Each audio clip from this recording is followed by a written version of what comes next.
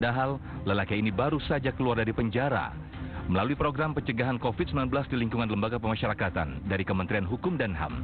Namun bukannya melaksanakan asimilasi atau melebur kembali dengan lingkungan sekitar, Rahman justru berbuat semakin buruk. Kalau sebelumnya masuk penjara karena mencuri handphone, kini ia berani menggasak benda yang jauh lebih besar. Tersangka saudara Andi Rahman alias Acok Cungkil mendatangi tempat pencucian mobil milik saudara Arifin di Jalan Ahmad Yani di Kelurahan Muara Jawa Pesisir, Kecamatan Muara Jawa, Kabupaten Kukar. Dengan modus berpura-pura mengaku disuruh oleh pemilik mobil untuk mengambil mobil tersebut. Dan selanjutnya pekerja atau pekerja di pencucian mobil dengan percaya menyerahkan kunci kontak mobil kepada tersangka.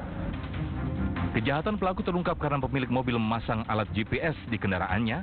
Rahman pun tak berkutik saat polisi membekuknya. Kini, Rahman terancam masuk penjara lagi dengan hukuman lebih berat dibanding sebelumnya.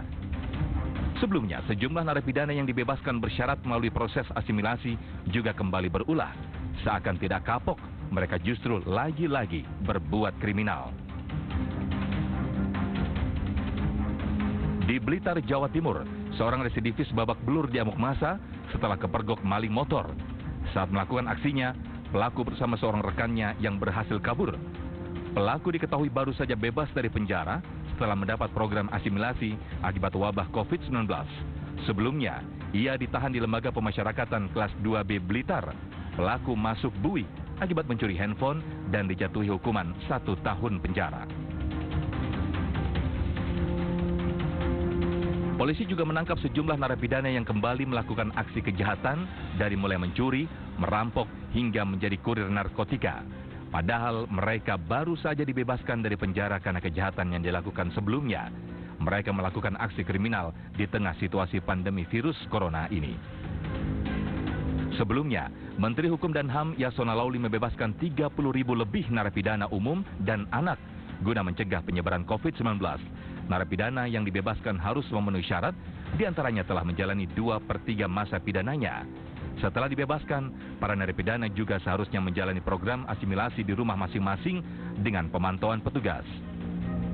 Narapidana kasus narkotika dengan masa pidana 5-10 tahun ke atas, 5-10 tahun ke atas, 10 tahun ya, dan 5 tahun sampai 10 tahun, karena kalau sudah 10 tahun ke atas itu benar narkoba besar, kami tidak memberikan peluang itu, ya, karena di 10 tahun masih ada tingkat kurir ya, dan ada mishap juga di sini karena kesalahan penggunaan pasal dan lain-lain.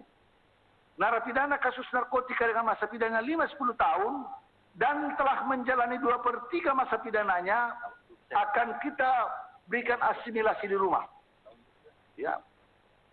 Masa pidana diperkirakan sekitar 15.482. Kita perkirakan. Per hari ini datanya. Mungkin nanti bertambah hari akan bertambah jumlahnya. Narapidana tindak pidana korupsi yang berusia 60 tahun ke atas yang telah menjalani pidana 2/3 masa pidana sebanyak 300 orang. Ya.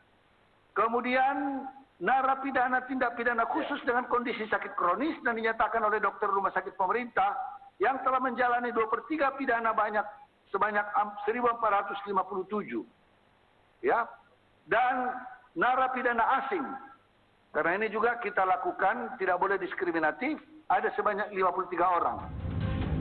Kini, sejumlah narapidana justru kembali melakukan aksi kejahatannya. Aparat keamanan pun harus bertindak tegas, jangan sampai pembebasan bersyarat napi ini justru menjadi masalah di masyarakat di tengah pandemi COVID-19. Tim TV One mengabarkan.